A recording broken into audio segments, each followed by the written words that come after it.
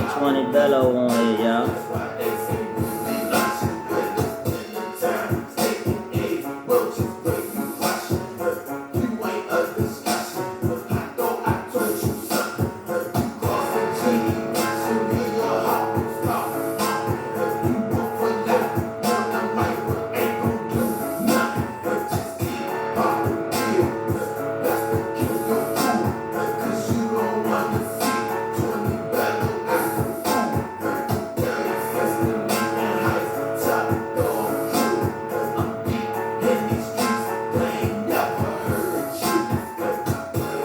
Thanks, sir. You already know. We on a mission. We on a mission.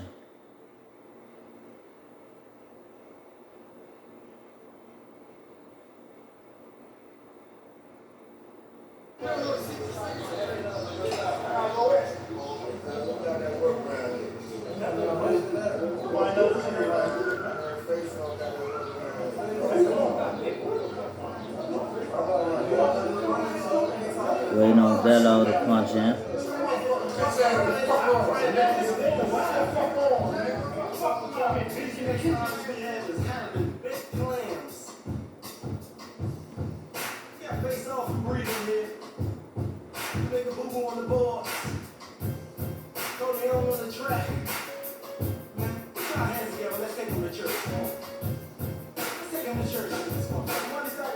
What's up, Wayne? What's up, cuz?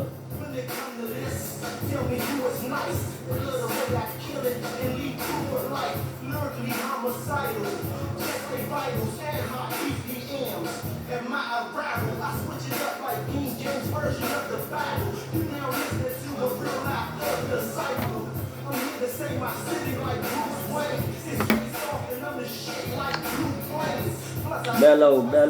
We got Bello in the building. Y'all already know what it is.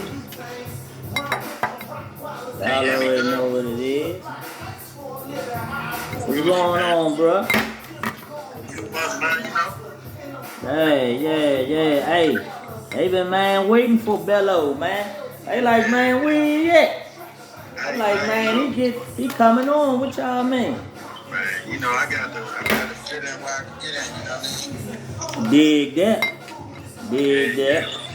What's good? What's on your plate right now? Man, hey, you know, just to touch back up on it, you know what I'm saying? This changing the narrative thing been like something, man, like for a minute. I've been trying to shape, you know what I'm saying? Like something that pretty much is a little positivity, man, and where I can share people's stories. You know, a lot of people know about 20 Bello, but then, you know, we got a lot of the out of towners.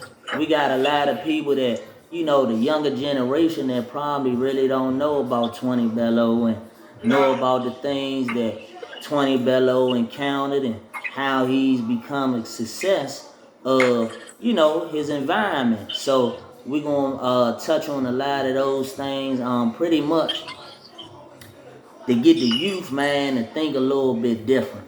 You know, to show them that, hey, look, you know, this coming from people, man, that actually lived these type of lives and been there and done that. You know what I'm saying? And it don't have to be cool to be just out here screwing up or fucking up, should I say? You know, it's a better way to things, and you know, I just want that to always be the ending message to the youth, you know, that, hey man, listen, I was you. I was that person at one point in time, you know, and you could do better. Yeah, definitely, man. First of all, man, you know, I'm pretty blessed to be where I am today, you know what I mean? What's up, all y'all? And it wasn't no easy task, you know what I mean? Mm-hmm. And, you know, I remember when I came home, the first time I came home in 98, Mm-hmm. when I came from the Big Bad Lord. And the Big Bad Lord, yeah. Y'all know, y'all hear what he said, the Big Bad Lord. The Big Bad Lord, man. Down U Center 1, man. You know, I had but I had a total of 20 years. And I had 10 in Maryland and 10 in D.C. The good thing was I had a UFAP in D.C. So you could do anywhere from a day to 10 years, depending on how you program. Correct. But I always was a motivated individual. So when I went down, when I finally got cleared from Maryland, I got paroled from Maryland, they sent me straight to D.C. I went down to U Center, man, and I finished every program in 18 months. Every program they had down there. You know what I mean? Now, when I got down there, I had some family down there. Mm-hmm. But when I got down there, it was the same dudes that been there 4, 5, 6, 7 years. They had their own key to get out, but they never put the key in the door. You know what I mean? So I was like, nah, you know what? I'm a program. I'm going to get out. When I got out, I was like, I really didn't know what I was going to do. But I knew I was an artist, visual artist. Music came later. So I was like, you know what? I'm going to start rapping. I'm going to start rapping. And the funny thing is, a lot of people don't know, my rap ain't start in the streets. All right, well, hold on. Because guess what? Everything that where you going is where we gonna go. So let me give them this. I'm gonna let you handle that. Yeah, let's take them on a ride. So yeah, let's do that. Even though we do changing the narratives on Mondays, you know, we got Bello on here today. You know what I'm saying? One of DC's own, you know, a pioneer, you know, to a lot of things here in the city if a lot of you all don't know. He's the CEO of Bello Burn, DC artist, father and co-founder of the renowned word DMV. Let's all welcome 20 Bello. You know what I'm saying? Appreciate it. So how's everything been going for you, far as in your life and, you know, right at this present moment? I mean, right now, man, for me, I'm just, I'm still pursuing my goals. I don't call them dreams anymore. You know what I mean? I'm still pursuing my goals, and my goals really don't have anything to do with music or anything like that. My goals is to leave a legacy behind for my kids. Fact. You know, my goal is to make sure that, like today, I took my son out in the garden today, and I taught him. I said, look, this is how you grow this. This is how you grow that. I want you to learn how to grow your own food. You know what I mean? Which is a part of life. My grandfather taught me that. But when I was younger, I was so smitten by the streets that I never really appreciated it until I got older. Fact. You know what I mean? So right now, I'm just working hard, man. I got a lot of different things going on right now. You know, from safety to Bello Burn to my fire engine to, you know, trying to keep my platforms engaging. So, you know, and then, you know, the baseline is taking care of home, man. You know, taking care of my house, taking care of my family, taking care of my kids. I got one in college, I got one on the way next year. Congratulations. Yeah, man. My daughter, she turned 20 in August. She in Emory, you know, one of the top film schools in America. And so I'm just staying alive, bro. That's what I'm doing. Hey, that's what's up. So before starting out, we'd like to share with the viewers. Would you like to touch up on your government name? This is a question I ask all, you know, anybody that come on here, you know, it's optional. No, I don't get my government name. Okay. If a nigga want to find it, he can go find it. They gonna volunteer. Hey, I can respect that. But I'll tell you this. For those of y'all that be on Facebook, my name is not Clay.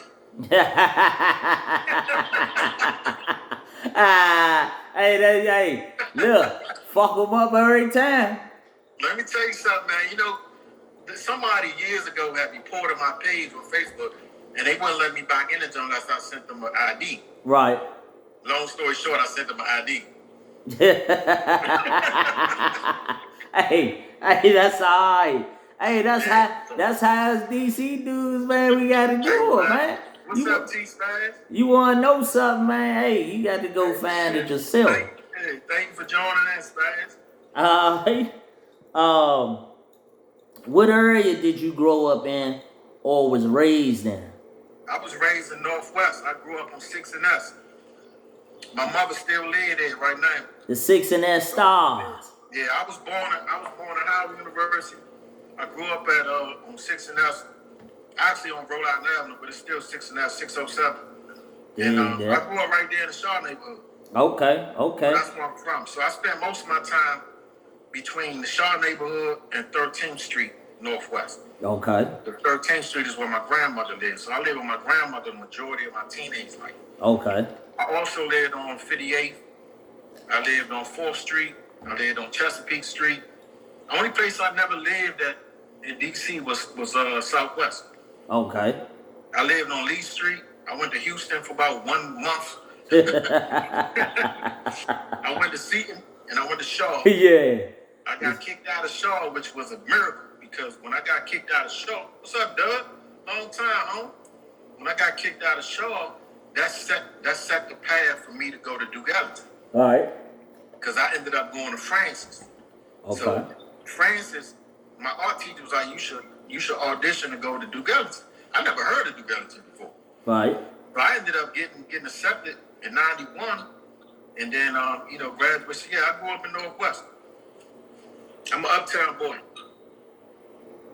Okay. All right.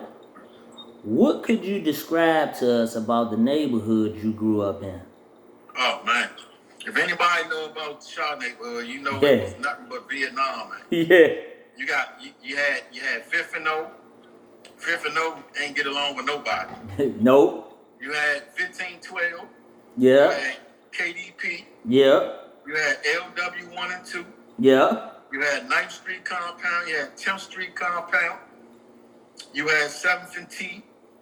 You know what I mean? You had Florida Park.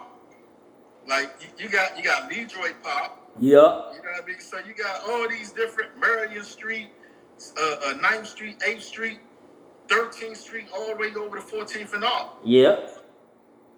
But guess what? I used to hustle on 14th and all, 10th Street.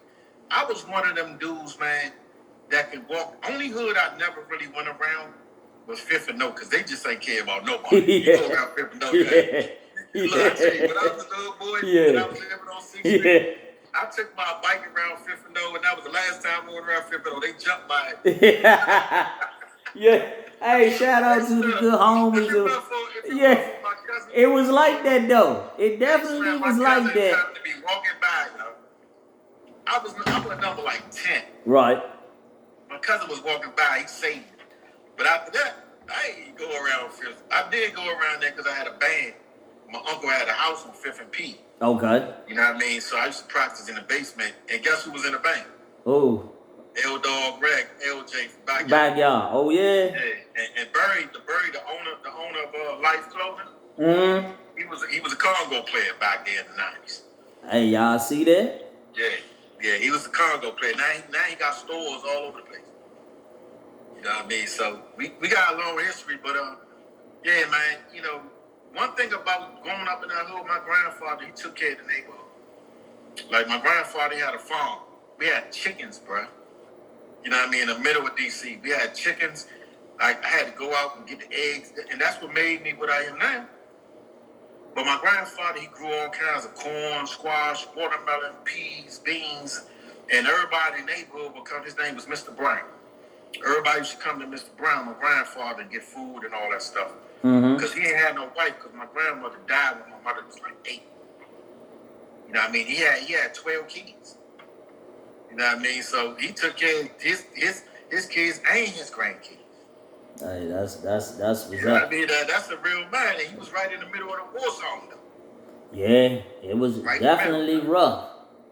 Yeah, so I mean, I love that neighborhood. I still go up there every chance I get, you know, of course, to see my mother and everything. But yeah, it was crazy around there, man. Like, it was real crazy. But I could go to any hood, walk through any hood, 10th and W, all the hoods, man. But no problem. Because I was never beefing with nobody.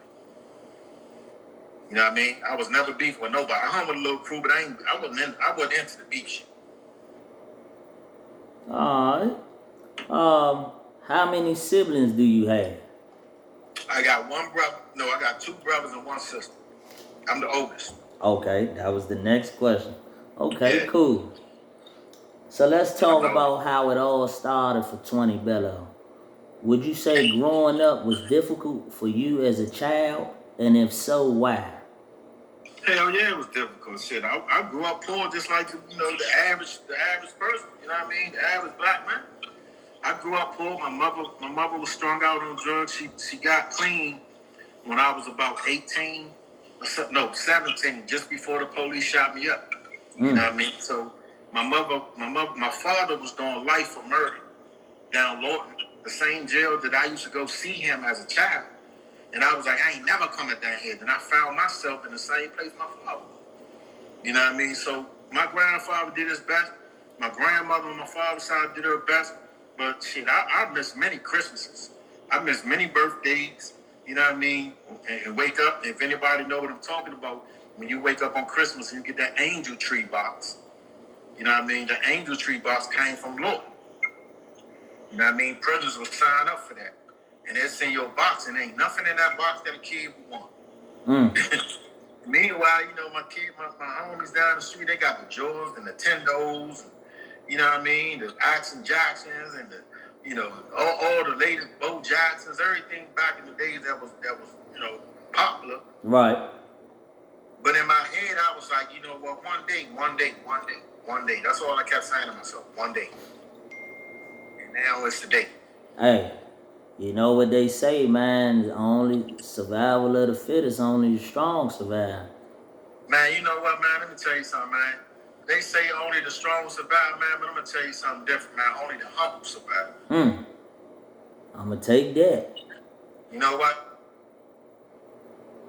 I'ma definitely take that. Humble survive is because you gotta know when to go to war. You gotta know when to be humble.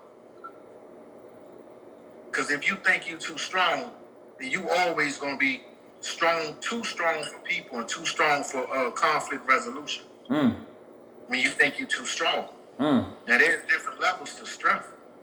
You know what I mean? But humility is the best strength you can have. mm. Because humility will save your life. You know what I mean? Humility, if you sit back and think about it, I can go out there right now, knowing my past, and get into it with somebody, and be like, you know what, fuck that. Let me go handle this. But the humility side of me will say, you know what, nah, you know what, it ain't even worth it, bro. Let me think about the repercussions. So the humble will survive way better than the strong. I can, hey, the way you just put it, you just Yeah. sold me, hey. You know, that's making it make sense. You know what I'm saying? Yeah. Like, you live to see another day. And that's what I'm saying. Like my whole life, so I'm 46 years old. I've never in a million years thought that I would live to see 46. And y'all, You know what I mean? do y'all really hear that? He said 46. Like, 46, we bro. we we not even talking about old man age, man. We still talking about like intermediate, you know, grown man age, like, Yeah. like 46, like, 46. I'm 46 years old, man. And I never you couldn't have paid me any type of money for me to believe that I would have made it. Because everybody in my life, not everybody, but a lot of people in my life when I was growing up always said I was either gonna be dead or in jail. The common thing you hear, I'm gonna be dead or in jail just like my father. mm, And you know what? I talked to my mother the other day, and my father never been in my life, right? Because he was serving life when he came home. He still ain't do right. But I told my mother, I said, you know what? He taught me the best thing a father could ever teach a child. which was what? And that's what not to do. Hey, hey. He's the living example of what not to do. So he taught me more than any man could ever teach me. Just by seeing what he did with his life, Right. I know now what not to do. With your Just seeing how he interacted with his kids and what he didn't do for his kids, now I know how to be with my kids mm. and what not to do with my kids. He taught me the most valuable lessons I A could ever curse and a learn. blessing. Yeah. Yeah, I told my my brother, I said, bro, what you still mad at him for? Just take what he taught you. He taught you to be there for your kids because he wasn't there. He taught you to attend the graduation because he ain't do it. He taught you how to go out here and get a job because he didn't want to work. You know what I mean? He taught you how to stay in trouble because he stayed in trouble. Because it was popular. Because my father was a murderer, man. I'm gonna just be real with you. My father, and I had the same temper as my father. My father would shoot a dude, or kill a dude. When he came home, he did that again. That's the mentality my father had. Hold on 1 second, Bello. Hold on. Go ahead. What's up with your spaz? Miss Lucy, Shawnee, everybody that joined in, man. I appreciate y'all, man. Y'all may or may not know me, but follow me. I follow that. You know what I mean? Get y'all some of this good hot sauce. Oh yeah, we back. What it is. That's what it is. So okay, where we at? If you would like to discuss with us what trials and tribulations were you faced in life? Man, I mean, I'm gonna keep it short and sweet with that, man. The biggest trial and tribulation I faced was when I got shot up by DC police. And I went to I was in ICU for 2 months. This was 1994. And after ICU, that's when I got sentenced to that 20 years.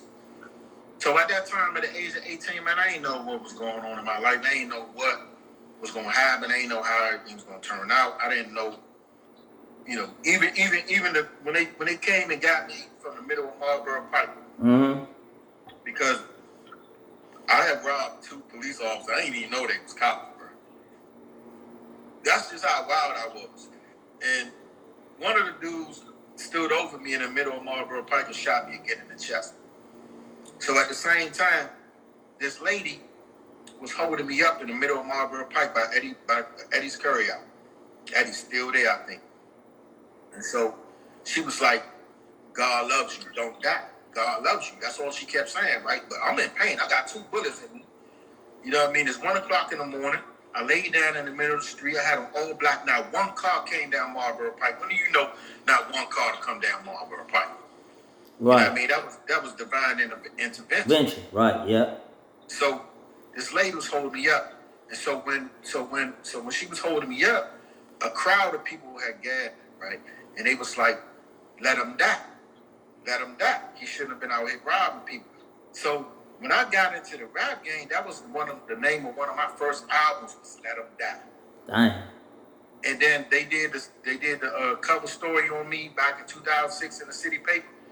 Sarah Godfrey did a cover story. I was one of the first rappers on the front page of the city paper, Washington City Paper, and that was the title of the article, Let Him Die. And I told people, I said, it's deeper than what these words are.